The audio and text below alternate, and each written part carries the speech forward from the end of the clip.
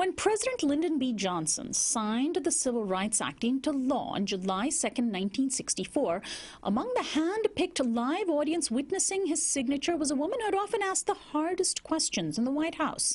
Ethel Payne, who was one of the first black women to receive White House press credentials, has come to be known as the First Lady of the Black Press.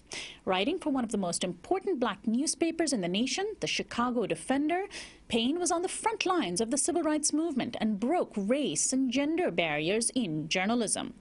Yet her name is still little known. Now, a sweeping biography of Ethel Payne details the arc of an extraordinary life.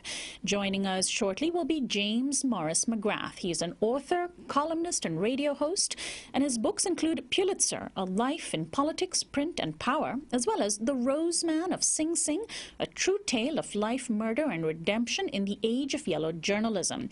His latest book is called Eye on the Struggle, Ethel Payne, the First Lady of the Black Press. And we turn now to James McGrath Morris, author, columnist, and radio host, whose book is called Eye on the Struggle, Ethel Payne, the First Lady of the Black Press. Welcome to the show. Thank you, and I hope you can hear me now. Yes, we can. Thanks so much for joining us. Well, first, tell us what about Ethel Payne's childhood and background prepared her for her career? Childhood was very important. You know, as you know, the book portrays her rise from the south side of Chicago to becoming one of the most significant reporters in the civil rights beat in the 1950s and 60s, working for an African-American newspaper. She grew up in a part of South Side where, like many African-Americans, she felt the hatred of whites in 1919. It was a very famous summer nicknamed the Red Summer. Particularly what happened in Chicago at that point is several African-American children went swimming on a beach in a hot summer day.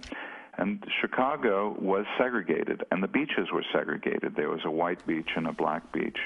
And these kids on their raft drifted into the area where whites bathed. One intolerant man threw stones at them, hit one of the children on the head, and he fell into the water and drowned.